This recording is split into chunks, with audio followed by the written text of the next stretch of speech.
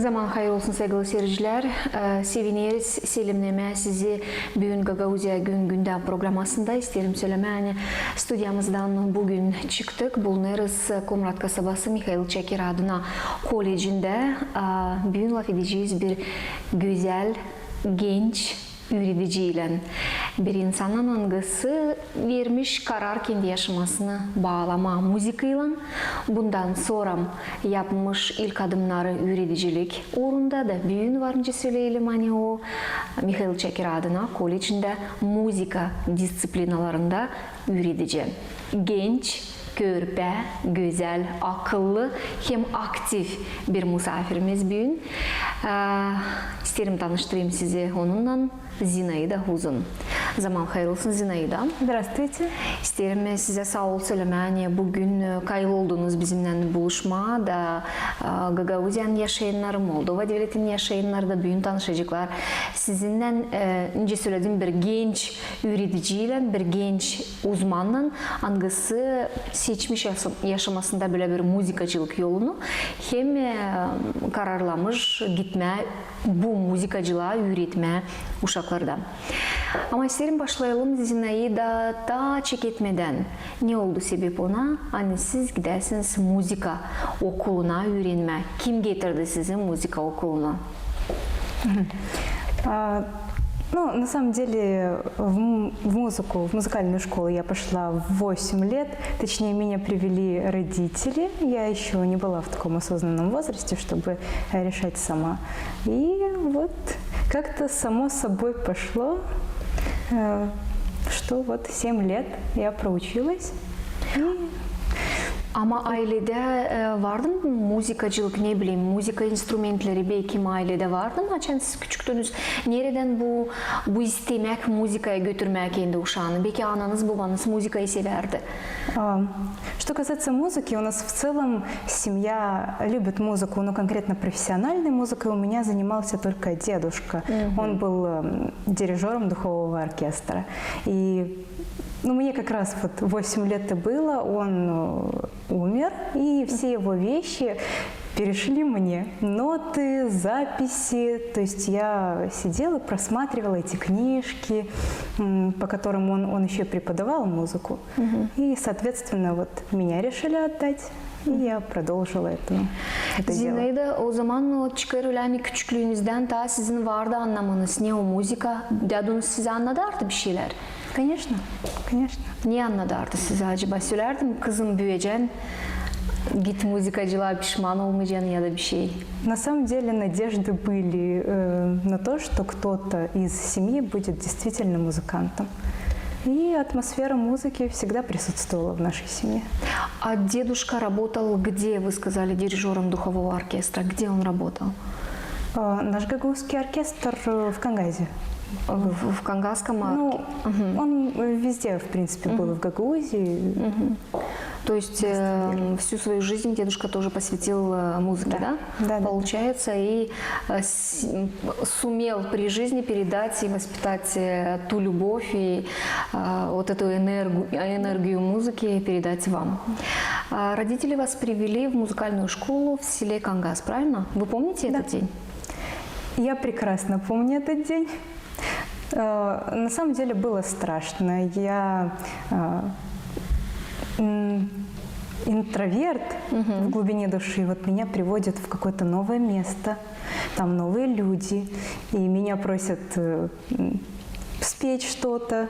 И, конечно, вначале страшно, но меня похвалили, сказали, что я, так в кавычках, скажем, гожусь для того, чтобы быть в будущем хорошим музыкантом. И вот так начались мои музыкальные дни. Зинаида, первый инструмент, к которому вы прикоснулись, это какой инструмент был музыкальный?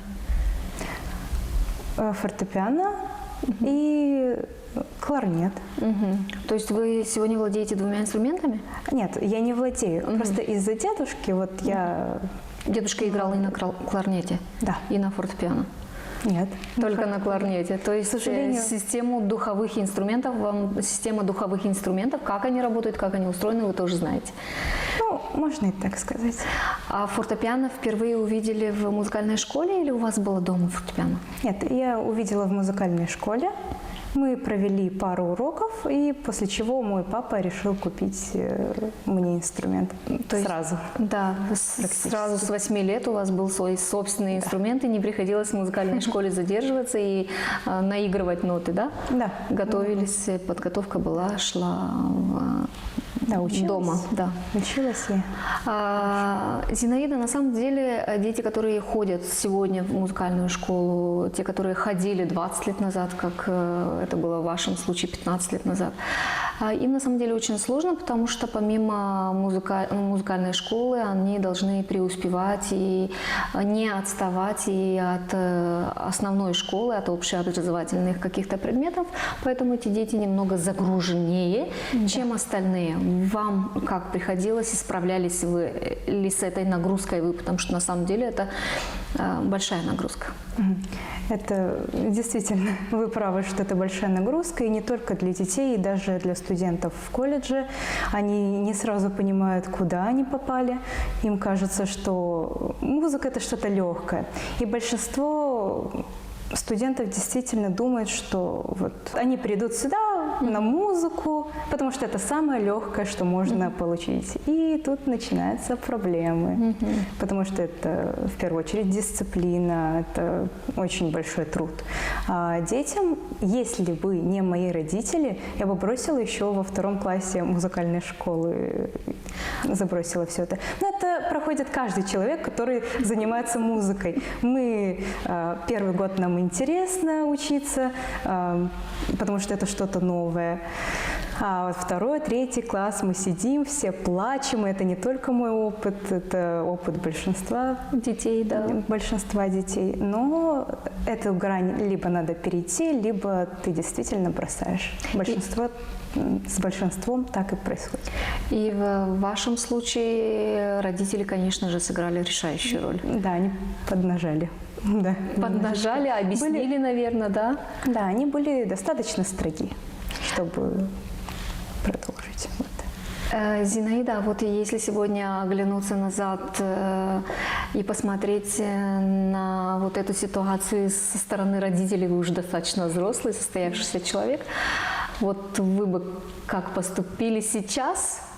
Поставьте себя, с одной стороны, в ситуацию, что вы ребенок, который хочет бросить музыкальную школу, который устает, который не успевает, которому не интересно, и родителю, который объясняет этому ребенку, что да, может, сейчас ты не понимаешь, но настанет время, и ты поймешь, что мы были правы, и что это определенный кусок хлеба в твоей жизни, и это гарантия того, что у тебя мало или много, но будет какая-то профессия, что ты сможешь заработать на этом. Вот если сегодня поставить эту ситуацию, как бы вы поступили? Если бы я была сейчас родителем, я бы поступила так же. Я очень благодарна им за то, что они тогда не дали мне бросить, потому что сейчас это мой хлеб, и я, в принципе, этим живу, и мне нравится то, чем я занимаюсь. Поэтому, да. А вот это самое главное слово «мне нравится то, чем я занимаюсь». Проблема современной молодежи, которая заканчивают лицеи, заканчивают школы, уезжают, поступают куда-то и после того, как заканчивают университет, понимают, что это не то, что они хотели в этой жизни. Эта профессия не подходит, им это не нравится, а вот вы являетесь для них примером. Вы закончили общеобразовательную школу, закончили музыкальную школу и пришли учиться в колледж имени Михаила Чекера. Да. Сами приняли решение тогда поступить в колледж? На самом деле тоже все было достаточно сложно. Мне было сложно адаптироваться, и тоже родители меня сюда привели, и где-то полгода мне было сложно, хотя я понимаю, что мне нужно образование, но я очень быстро, так скажем, адаптировалась и начала учиться. Сколько лет отучились в колледже? 4 года в колледже. После того, как отучились в 4 колледжа, вы продолжили свое образование в Академии искусств, музыки и изящных искусств Республики Молдова. Расскажите, пожалуйста, про этот период. Закончив колледж, вы не останавливаетесь и решаете идти дальше. Да, это было именно мое решение пойти дальше в Академию искусств. Наконец-то я созрела до того, чтобы самой принять это решение.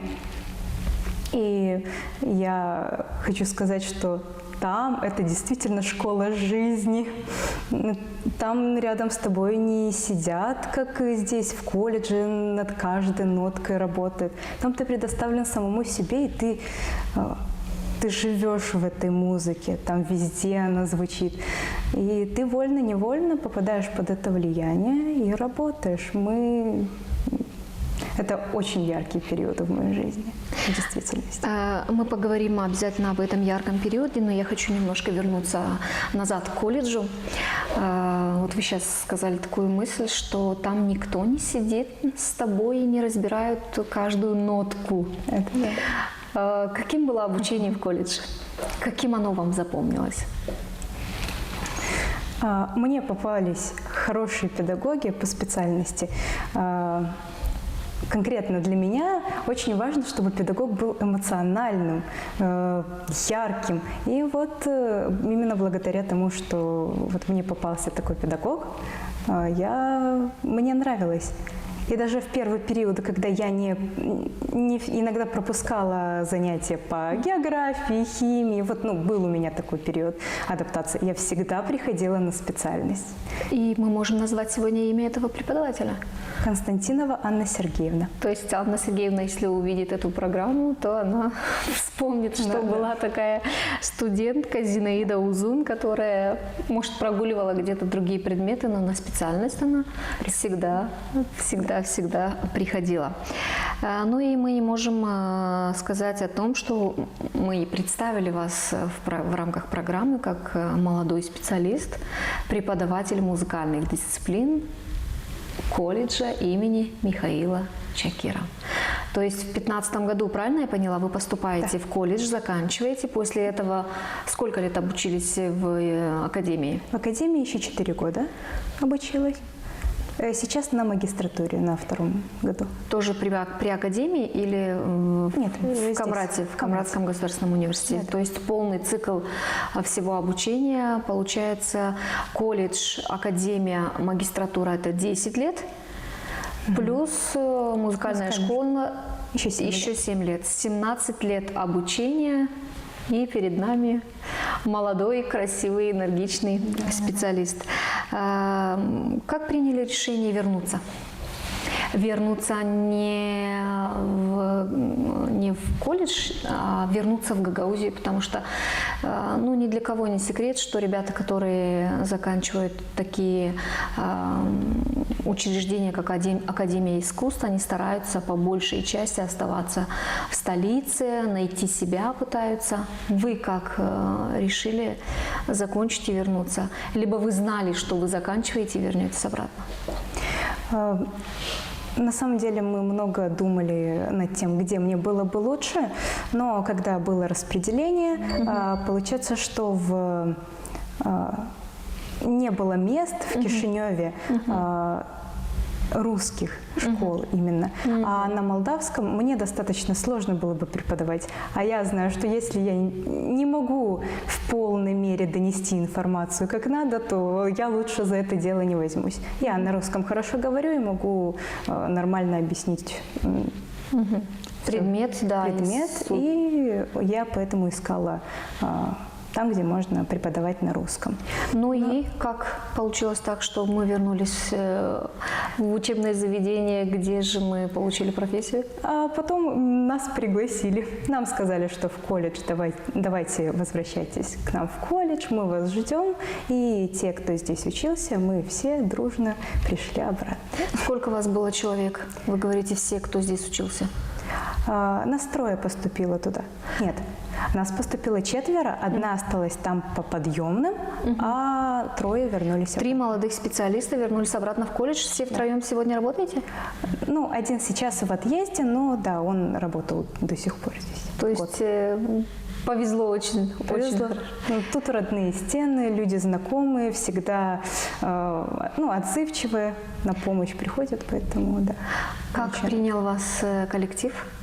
С распростертыми объятиями. Не так уж и много лет прошло. Получается, 4 года вас буквально не было, и вот через 4 года Зинаида возвращается, уходит молодым специалистом, уходит, поступает в другое место и возвращается уже состоявшимся музыкантом, специалистом по музыке и уже в качестве коллеги, а не студента. Каковы были ощущения?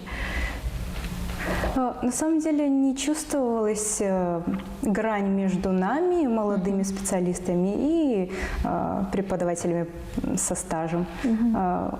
Они ни разу не показали, что мы как-то меньше знаем или меньше имеем опыта, поэтому было очень комфортно вернуться.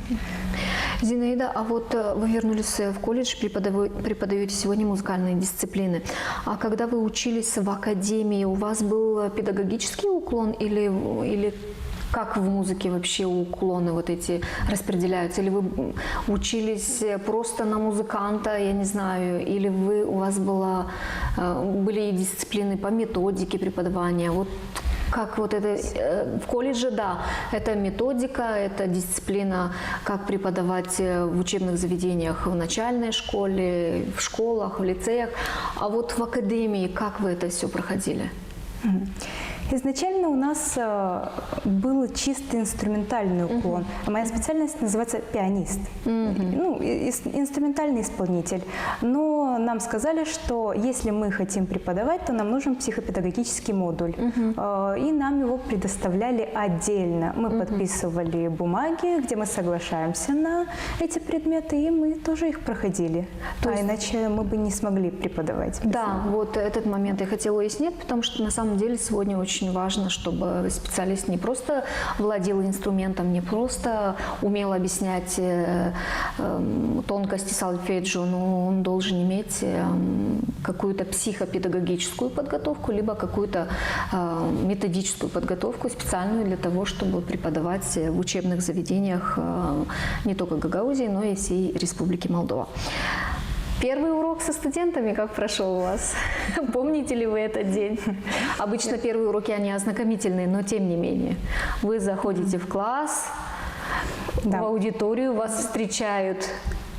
Да, у меня не было больших проблем с индивидуальными уроками, когда ты один на один. Но когда ты заходишь в класс, где 30 студентов, выше тебя, это достаточно сложно. Первый урок, он всегда такой зеленый, так скажем. Студенты не слушают, им скучно. Мы не знаем, вот лично я не знала, как преподать информацию, хотя очень долго готовилась.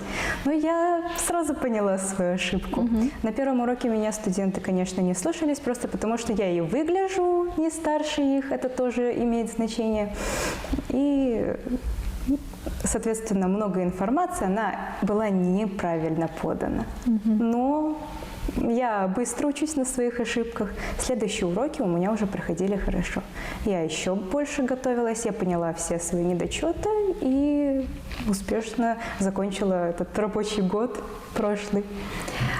Зинаида, вы сказали, было сложно сконцентрировать их внимание, да? Сегодняшняя молодежь, она такая современная, она где-то знает даже больше, чем преподаватели. Каким образом вам удается сконцентрировать их внимание и привлечь, сделать так, чтобы они заинтересовались? Потому что сегодня, если не заинтересуешь ученика на уроке, то ты просто теряешь с ним контакт. Да. Изначально я поняла, что из-за того, что мои уроки достаточно скучные, они больше сидели в своих телефонах. Я поняла, что внимание должно быть привлечено именно на меня. Я начала работать над своей харизмой. У меня поменялся гардероб. То есть я своим внешним видом, во-первых, обращаю на себя внимание. Во-вторых, это постановка голоса. Да. Если ты разговариваешь тихо или невнятно, это очень сильно влияет. И уже приходилось как бы работать над голосом. Это очень важная часть. Дальше наши студенты больше похожи на детей. С ними нужно играть. Не получается просто дать те знания, которые у тебя есть. Надо делать яркие презентации. Надо делать разминку каждые 15 минут. Они просто они не могут усидеть на одном месте. И мы встаем, делаем зарядку, играем в игры, поем. В нашей музыкальной деятельности очень много методик, по которым можно разнообразить наши уроки, так сказать. А сегодня сколько дисциплин вы преподаете? Мы представили вас как преподавателя музыкальных дисциплин, но какие это предметы? Это фортепиано, соответственно, музыкальная литература детская. В прошлом году я преподавала музыкальную грамоту, но не для музыкантов. В этом году я отказалась от немузыкальных групп, потому что хочется все-таки преподавать тем, кто понимает, ради чего это. И у меня концертмейстерство, но я больше не как преподаватель, я больше как играющий для вокалистов, для скрипачей, вот эти дисциплины. Нравится вам? Да. Что больше всех нравится? Сложно индивидуальные задания, такие групповые большие, индивидуальные занятия, групповые большие занятия или что? У меня не так много опыта, чтобы выделить что-то конкретное. Мне все нравится. Это самое главное. Да. Что вы нашли себя, да. Что вам это нравится, и что вы получаете от этого удовольствие и учите всему тому, чему вас научили этих детей. Какие планы? В ближайшем будущем? Пока никаких планов, я работаю здесь стабильно. И планируете заканчивать магистратуру? Да, конечно. После магистратуры остаетесь здесь или планируете дальше поступать куда-то? Так, если у нас есть докторантура, она в Кишиневе, то да, хочется, конечно, но мы не смотрим так далеко пока что. Нам сначала это закончить. Зинаида, я не могу не отметить, что, не знаю, по счастливой случайности мы сегодня записываем эту программу в день рождения Зинаиды. Я вас отдельно за это благодарю, что вы, несмотря на занятость свою, несмотря на то, что у вас такой праздник сегодня, вы согласились с нами встретиться и пообщаться. Конечно же, мы поздравляем вас с этим прекрасным днем.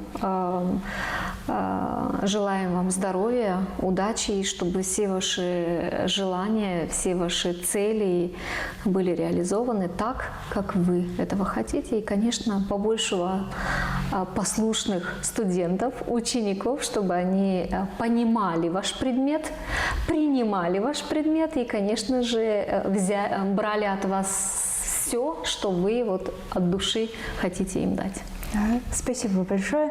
Я на самом деле очень много сомневалась, стоит ли мне сегодня давать интервью или не стоит. Но я поняла, что раз уж так совпало, надо свое 25-летие начать с какого-то... Начать интересно. Вот. Даже 25 лет вам сегодня исполняется. Да. Смотрите, сколько звезд совпало сегодня, чтобы это интервью состоялось. Зинаида, и, конечно же, не могу не задать вопрос. Если бы сегодня можно было бы вернуть несколько лет назад, лет 10 назад, вы бы пошли по этому пути? Да, однозначно, да. Sevgili seyirciler, isterim tabrikleri aklınıza getirmeye. Gagauzya Gün Gündem programması bugün çıktı stüdyamızdan. Biz buluştuk bir genç, güzel, aktif, energiyalı öğreticiyle Nıngısı Mikhail Çeker adına kolejinde müzika disiplinalarını studentlere öğretir. Hem savaşır yapmak hepsini, hani onlar kendi yaşamaklarında sevsinler müzikacılığı. Öyle oldu, hani Zinaida'nın doğuma gününde bu interview yazıldı. Biz tabrikleri onu kutlarız bu güzel günden. Hem dileriz hani onun yaşamasında hepsi onun istedikleri hem niyetleri gerçeklensinler. Size de sevgili seyirciler, Selim Süleyman sağ olasınız hani bizimle bugün birlikteydiniz. Aklınıza getiririm hani laf adırdık bugün Zinaida Uzun'dan. Kalın sağlıcakla, gelin buluşmak üzere.